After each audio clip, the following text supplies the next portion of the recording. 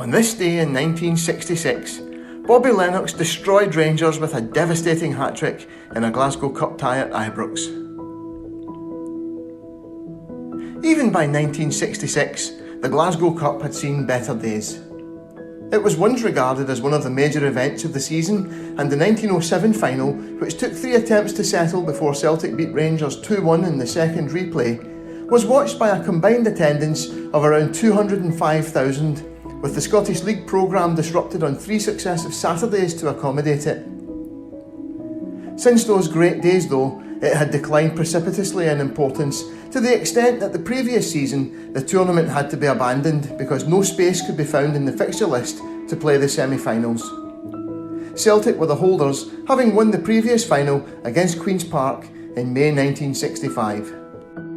Even so, no match between the Glasgow Giants would ever be considered meaningless, and the Glasgow Herald wrote on the morning of the match, "The first Old Firm match of the season is expected, given favourable weather, to attract at least 70,000 spectators to Ibrox Stadium tonight, even though the occasion is only a Glasgow Cup first round tie. It is doubtful if in any local competition elsewhere in the United Kingdom the crowds would flock in such numbers to see even 2 prominent city rivals in opposition. But with the massive support Rangers and Celtic can muster, every meeting between them is certain to be well patronised. In both camps, there has always been a special satisfaction attached to a win over the other, if only for reasons of prestige, and the prospect is of a rousing game tonight." Celtic had won their first league title in 12 years the season before, while Rangers had beaten them in the replayed Scottish Cup final in May. There was no hint of what was to follow, as both managers refused to name their sides until shortly before kick-off. Celtic lined up before a crowd of 76,000 at 7:30pm on a pleasant late summer evening. Simpson, Gemmell, O'Neill, Murdoch, McNeil, Clark, Johnston, Gallagher, McBride, Auld, Lennox. Rangers made a bright opening, with the Glasgow Herald reporting on the 23rd of August 1966. "To begin with, Rangers dominated the game, and Simpson had to dive at Forrest's feet to avert a score before clutching a point-blank shot from Johnston. But Celtic snatched the lead after only 8 minutes play." Bertie Auld with a free kick, sideways to Gallagher.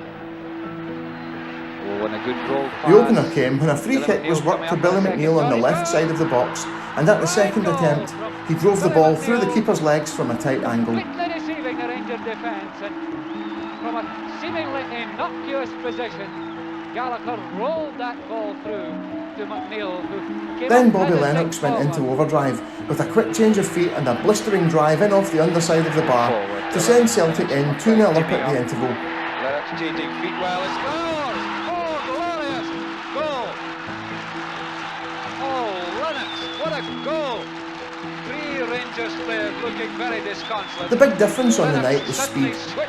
So remarkable was the jet-heeled propulsion of Lennox that it often led to the speed of Celtic's other forwards of this era being overlooked. Their pace was average only in comparison to Lennox, and players like Jimmy Johnston, Willie Wallace, Steve Chalmers and Bertie Auld were flyers in their own right. Rangers were chasing shadows. The Glasgow Herald recorded, "Mobility was indeed the key to Celtic's success. Their attack on Rangers' goal, whether mounted from fullback or halfback, found every forward on the move, and this dovetailing proved devastatingly effective."